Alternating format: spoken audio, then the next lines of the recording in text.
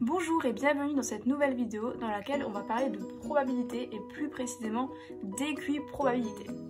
Pour cela, on va se baser sur un exemple très simple.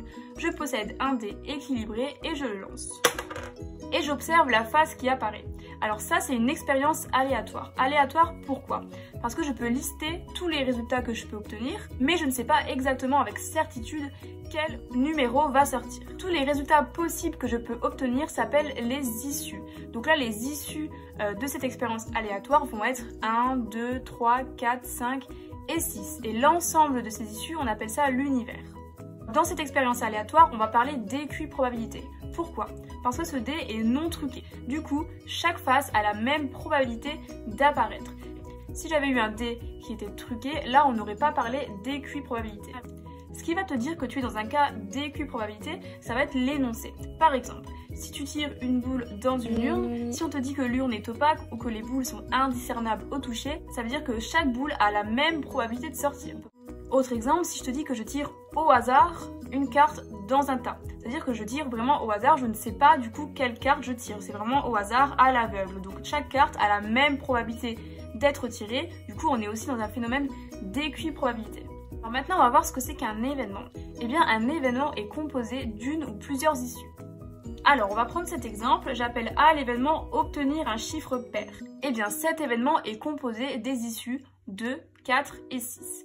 Eh bien, pour calculer la probabilité qu'un événement se produise, on va du coup utiliser cette formule. Alors, cette formule, qu'est-ce qu'elle nous dit? Elle nous dit que la probabilité d'un événement est égale au nombre d'issues favorables à l'événement sur le nombre total d'issues de l'expérience aléatoire.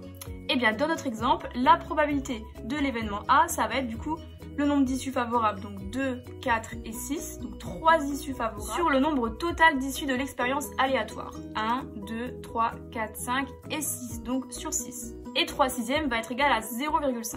Je rappelle que la probabilité d'un événement est toujours comprise entre 0 et 1. L'événement qui a pour probabilité 0, c'est l'événement impossible.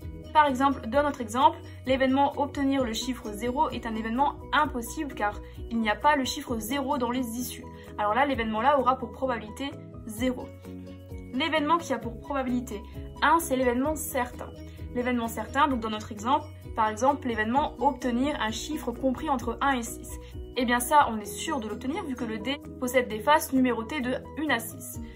Donc ça, c'est l'événement certain qui a pour probabilité 1. Si, lorsque tu calcules la probabilité d'un événement, tu trouves une valeur supérieure à 1 ou inférieure à 0, c'est qu'il y a eu un petit problème lorsque tu as calculé ta probabilité. Imaginons une deuxième expérience aléatoire. Alors, je possède une punaise et je la lance et j'observe si elle tombe sur la tête ou sur la pointe. Tête, pointe, pointe. À ton avis, est-ce que je peux connaître la probabilité que cette punaise tombe sur la tête ou sur la pointe? Eh bien, on ne peut pas savoir ça comme ça.